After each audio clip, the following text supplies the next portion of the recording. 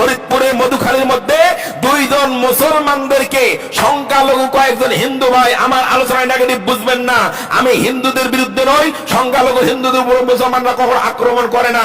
বাংলাদেশে হিন্দুরা মায়ের কোলে যেমন সন্তান নিরাপদে থাকে, বাংলাদেশের হিন্দু ভাইয়েরা, এই সনাতন ধর্মী ভাইয়েরা তেমন নিরাপদে আছে। কথা বলেন ঠিক না ঠিক? কিন্তু আমরা ইদানিং কালে লক্ষ্য করে দেখতেছি ফরিদপুর মধুখালীর মধ্যে মুসলমানদের মধ্যে থেকে দুইজন মুসলমানদেরকে ওদের মন্দিরের মধ্যে কিভাবে আগুন লেগেছে ওরাই ভালো জানে। আবার এক হিন্দু যুবককে প্রশাসন ভাই গ্রেফতার করেছে, উনি 3টা মন্দিরে 10টা মূর্তি ভেঙেছে। একজন হিন্দু যুবক তাকে গ্রেফতার করেছে।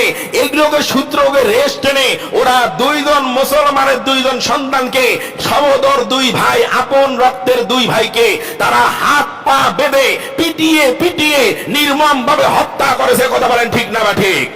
অথচ মিডিয়াগুলো আজকে নিশ্চুপ, আজকে সমস্ত মিডিয়াগুলো এগুলো নিউজ করে না। আমরা বলতে চাই, কাদেরকে খুশি করার জন্য দুইজন মুসলমানদেরকে মারা হলো, আপন রক্তের দুই ভাইকে হত্যা করা হলো পিটিয়ে, কেন এর বিরুদ্ধে কোনো প্রতিবাদ হলো না? এটা প্রত্যেকটা মুসলমান জানতে চায়। কথা বলে ঠিক না ঠিক? শুধু তাই নয়, আজকে যদি ওই দুইজন মুসলমানের পরিবর্তে, আমার বন্ধুগণ আমি বলি, দুইজন মুসলমানের পরিবর্তে যদি দুইজন আজকে হিন্দুকে মারা হইতো কোন মসজিদ ভাঙচুর করার কারণে, আমার তো মনে হয় বাংলাদেশে এই সমস্ত দাদা বাবুদের দালাল আছে, এদের রাতের ঘুম হারাম হয়ে যাইতো। এরা মিডিয়া পাড়া গরম করে ফেলতো, আন্দোলন করত। এই মুসলমানের দুই ভাইকে রক্তাক্ত করে হত্যা করা হলো, এর এখনো সঠিক বিচার হয় নাই। আমরা মাননীয় প্রধানমন্ত্রীকে বলতে চাই, আপনি 90% মুসলমানের দেশের প্রধানমন্ত্রী, মুসলিম প্রধানমন্ত্রী, অনতি বিলম্বে যেই সমস্ত হিন্দু মানবের অস্ত্রা আমার মুসলমান ভাইদেরকে পিটিয়ে হত্যা করেছে, অনতি বিলম্বে এদেরকে শাস্তির আওতায় আনতে হবে। আজকে মুসলমানের রক্ত নিয়ে এরা হেলি খেলতেছে। আজকে দেখেন কয়েক পার্সেন্ট ইহুদি খ্রিস্টানরা মুসলমানদের উপর মাথা আছাড়া দিচ্ছে। এই রমজান চলে গেল, রমজানে হিন্দু ভাই সংখ্যালঘু কয়েকজন ভাইয়ের জন্য মুসলমানদের গরুর গোশত, হালাল গরুর গোশতকে ওরা সেহরির মধ্যে নিষিদ্ধ করে দিয়েছিল, ইফতার মাহফিল পর্যন্ত নিষিদ্ধ করতেছে। শুধু তাই নয়, ঢাকার জমিনে বাংলাদেশের একটা সুনাম ধন্য বিদ্যাপীঠ ঢাকা বিশ্ববিদ্যালয়ের জমিনে আমার বোধ এই যে খাখা এত বড়, এত রোদ, এত প্রচন্ড গরম তাপমাত্রা, প্রখর রোদ, জমি ফেটে চৌচির হয়ে গেছে, মানুষ পানির জন্য হাহাকার করতেছে। দেশের বিভিন্ন জেলায় থানায় ইউনিয়নে সালাতুল ইস্তিসকার নামাজ তথা বৃষ্টির প্রার্থনার নামাজ আদায় করা হচ্ছে। আমার বোধ ঢাকা বিশ্ববিদ্যালয়ের জমিনে আমার বোধ নামাজ আদায় করার জন্য বলেছিল, তারা নামাজ আদায় করার অনুমতি দেয় নাই। নাউজুবিল্লাহ বলবেন না?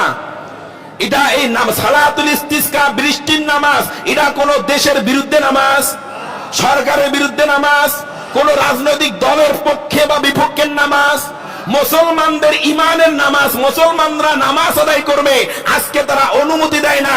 অথচ আমরা লক্ষ্য করে দেখলাম সেই ঢাকা বিশ্ববিদ্যালয়ের মধ্যে কয়েকদিন পূর্বে সরস্বতী পূজা বিনা অনুমতিতে আদায় করা হয়েছে।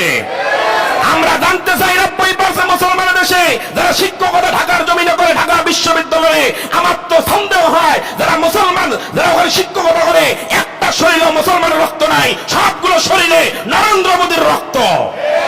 নইলে মুসলমান নামাজ পড়ে তার অনুমতি কেন দেওয়া হবে না? এটা মুসলমান জবাব চায়। কথা বলে ঠিক না বা ঠিক? আশ্চর্য ব্যাপার, যদি হয়তো এটা কোন একটা দেশের বিরুদ্ধে, অথবা সরকারি দলের বিরুদ্ধে, অথবা বেসরকারি দলের বিরুদ্ধে, রাজনৈতিক দলের পক্ষে অথবা বিপক্ষে কোন রাজনৈতিক দলের সেমিনারে যদি নামাজটা আদায় করা হতো, তাহলে বাধা দিতেন, তাহলে মেনে নিতাম। ওরা কি আপনাকে আমাকে মেসেজ দিচ্ছে? ঢাকা বিশ্ববিদ্যালয়ের জমিনে রমজান মাসে কোরআন তেলাওয়াত নিষিদ্ধ করলো, প্রকাশ্যে ইফতার মাহফিল নিষিদ্ধ করলো। মুসলমান তুমি এখনো জাগনা হয় নাই, টের পাও নাই, এখনো তুমি 8 টাকার তারাবি না 20 টাকার তারাবি নিয়ে মারামারি করো। ওরা আস্তে ইফতার নিষিদ্ধ করতেছে, কোরআন তেলাওয়াত নিষিদ্ধ করতেছে, গরুর গোশত হারাম করতেছে, সালাতুল ইস্তিসকার নামাজ, নফল নামাজ নিষিদ্ধ করতেছে। ও মুসলমান, এখনো যদি তুমি সজাগ না হও, আল্লাহর কোরআন হাতে নিয়ে বলে যাই, সামনের দিনে রেডি থাকো, মসজিদে নামাজ পড়তে তারা দিবে না। বলবে মসজিদে যা নামাজ পড়ার দরকার নাই, যার নামাজ তাই দেই, ঘরে ঘরে পড়ো, এইরকম করে তারা আইন চালু করবে। তুমি যদি বলো যে হুজুর এটা হতে পারে না, কেন হতে পারে না? এ তো তুমি তো কখনো কল্পনাও করো নাই তারা নফল নামাজ পড়তে বাধা দিবে। তুমি তো কখনো কল্পনা করো নাই রমজান মাসে কোরআন তেলাওয়াতে তারা বাধা দিবে।